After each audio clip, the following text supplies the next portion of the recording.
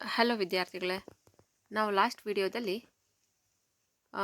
6ನೇ ತರಗತಿ ವಿಜ್ಞಾನದ 3ನೇ ಪಾಠ ಎಲೆಯಿಂದ ಬಟ್ಟೆ ಅದನ್ನು ನೋಡ್ತಿದ್ವಿ. ಅದರಲ್ಲಿ ನಾವು ಪಾಠ ಎಲ್ಲ ಮುಗಿಸಿ ಸಾರಾಂಶನ ಮುಗಿಸಿದ್ವಿ. ಇವತ್ತು ಅಭ್ಯಾಸವನ್ನು ನೋಡೋಣ.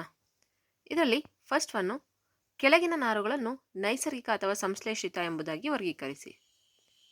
ಇದರಲ್ಲಿ ನೈಸರ್ಗಿಕವಾಗಿ ನಮಗೆ ಸಿಗುವಂಥವು ಯಾವಪ್ಪ ಅಂದರೆ ಉಣ್ಣೆ, ಹತ್ತಿ, ರೇಷ್ಮೆ, ಸೆಣಬು.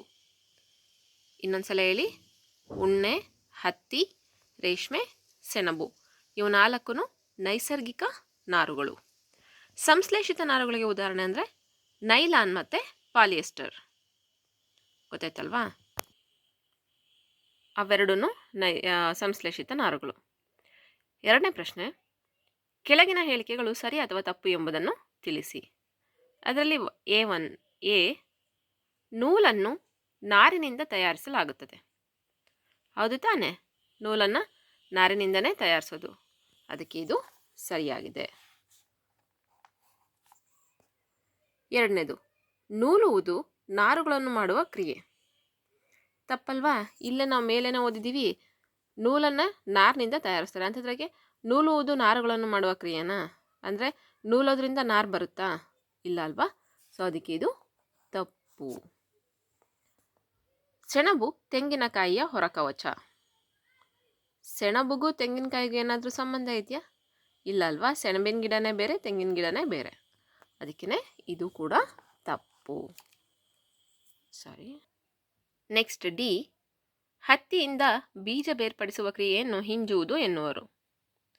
ಹೌದಲ್ವಾ? ಹತ್ತಿಯಿಂದ ಬೀಜ ಬೇರ್ಪಡಿಸೋದಕ್ಕೆ ಅದನ್ನು ಹಿಂಜುವುದು ಅಂತಲೇ ಅಂತಾರೆ. ಅದಕ್ಕೆ ಇದು ಸರಿಯಾದ ಆನ್ಸರ್. ಈ, ನೂಲನ್ನು ನೇಯುವುದರಿಂದ ಬಟ್ಟೆ ತಯಾರಾಗುತ್ತದೆ. ನೂಲಿಂದ ಬಟ್ಟೆ ಆಗುತ್ತಲ್ವ, ನೂಲನ್ನು ನೇಯ್ದುಬಿಟ್ಟು ಬಟ್ಟೆ ತಯಾರು ಮಾಡ್ತಾರೆ. ಸೊ ಇದು ಕೂಡ ಸರಿಯಾಗಿದೆ. ಎಫ್, ಗಿಡದ ಕಾಂಡದಿಂದ ರೇಷ್ಮೆ ನಾರನ್ನು ಪಡೆಯಲಾಗುತ್ತದೆ. ರೇಷ್ಮೆ ಗೂಡಿಂದ ತಾನೇ ರೇಷ್ಮೆ ನಾರನ್ನು ಪಡೆಯೋದು. ಇಲ್ಲೇನು ಕೊಟ್ಟಿದ್ದಾರೆ? ಗಿಡದ ಕಾಂಡದಿಂದ ರೇಷ್ಮೆ ನಾರನ್ನು ಪಡೆಯಲಾಗುತ್ತದೆ ಅಂತ ಕೊಟ್ಟಿದ್ದಾರೆ. ಸೊ ಅದಕ್ಕೆ ಇದೇನಿದು ತಪ್ಪು. ನೆಕ್ಸ್ಟ್ ಜಿ, ಪಾಲಿಯೆಸ್ಟರ್ ಒಂದು ನೈಸರ್ಗಿಕ ನಾರು. ನಾವು ಇವಾಗಿನ ಮೇಲೆ ನೋಡಿದ್ವಿ ಸಂಶ್ಲೇಷಿತ ನಾರು, ಪಾಲಿಯೆಸ್ಟರ್ ಅಂತೇಳಿ. ಸೊ ಇಲ್ಲಿ ಇದೇನಂತ ಕೊಟ್ಟಿದ್ದಾರೆ? ನೈಸರ್ಗಿಕ ನಾರು ಅಂತ ಕೊಟ್ಟಿದ್ದಾರಲ್ವಾ? ಅದಕ್ಕೇ ಇದು ತಪ್ಪು. ಇದು ಸಂಶ್ಲೇಷಿತ ನಾರು. ಮೂರನೇ ಪ್ರಶ್ನೆ, ಬಿಟ್ಟ ಸ್ಥಳಗಳನ್ನು ತುಂಬಿ. ಸಸ್ಯದ ನಾರುಗಳನ್ನು ಡ್ಯಾಶ್ ಮತ್ತು ಡ್ಯಾಶ್ಗಳಿಂದ ಪಡೆಯಲಾಗುತ್ತದೆ. ಇದಕ್ಕೆ ನಾವು ಎರಡನ್ನು ಯಾವುದು ಹೇಳ್ಬೋದು? ಹತ್ತಿ ಮತ್ತು ಸೆಣಬು ಅಲ್ವಾ? ಹತ್ತಿ ಮತ್ತು ಸೆಣಬಿನಿಂದ ಸಸ್ಯದ ನಾರುಗಳನ್ನು ಪಡಿತಾರೆ. ನೆಕ್ಸ್ಟ್, ಪ್ರಾಣಿಯ ನಾರುಗಳು ಡ್ಯಾಶ್ ಮತ್ತು ಡ್ಯಾಶ್. ಇದಕ್ಕೆ ಉತ್ತರ ಉಣ್ಣೆ ಮತ್ತು ರೇಷ್ಮೆ.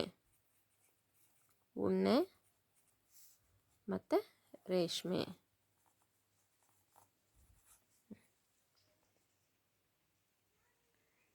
ನಾಲ್ಕನೇ ಪ್ರಶ್ನೆ, ಸಸ್ಯದ ಯಾವ ಭಾಗಗಳಿಂದ ಹತ್ತಿ ಮತ್ತು ಸೆಣಬುಗಳನ್ನು ಪಡೆಯಲಾಗುತ್ತದೆ?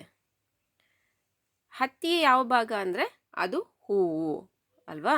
ಸೆಣಬು ಅದನ್ನು ಸೆಣಬಿನ ಗಿಡದ ಕಾಂಡದಿಂದ ಪಡಿತಾರೆ.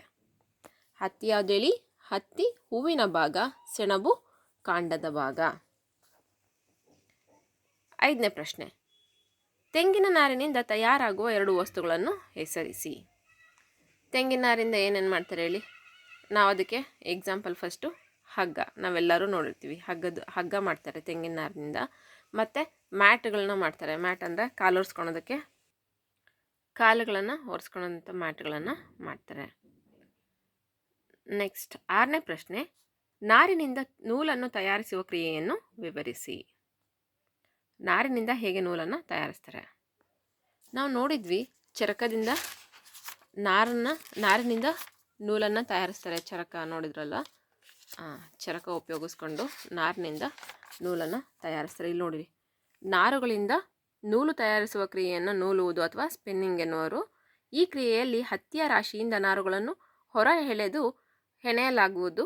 ಇದರಿಂದ ನಾರುಗಳು ಒಟ್ಟಾಗಿ ನೂಲಿನ ರೂಪ ಬರುತ್ತದೆ. ಇಲ್ಲಿಂದ ಇಲ್ಲಿವರೆಗೂ ನಾರಿನಿಂದ ನೂಲನ್ನು ಹೇಗೆ ತಯಾರಿಸ್ತಾರೆ ಅನ್ನೋದು.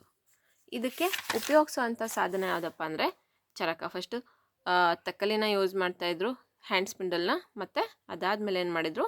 ಚರಕವನ್ನು ಉಪಯೋಗಿಸೋಕ್ಕೆ ಸ್ಟಾರ್ಟ್ ಮಾಡಿದರು.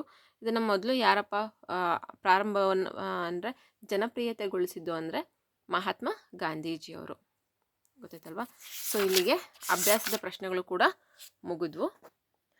ನಿಮಗೆ ಇದು ಅರ್ಥ ಆಗಿದೆ ಅಂದ್ಕೊಳ್ತೀನಿ. ನಿಮ್ಗೆ ಏನಾದರೂ ಇದರಲ್ಲಿ ಡೌಟ್ ಇದ್ದರೆ ನನಗೆ ಕಮೆಂಟ್ ಮಾಡಿ, ನಾನು ಆನ್ಸರ್ ಮಾಡ್ತೀನಿ. ನೆಕ್ಸ್ಟ್ ಯಾವ ಸಬ್ಜೆಕ್ಟಲ್ಲಿ ಯಾವ ಪಾಠ ಮಾಡಬೇಕಂತೇಳಿ ಅದನ್ನು ಕೂಡ ಕಮೆಂಟ್ ಮಾಡಿ, ಅದನ್ನು ಮಾಡ್ತೀನಿ. Thank you for watching.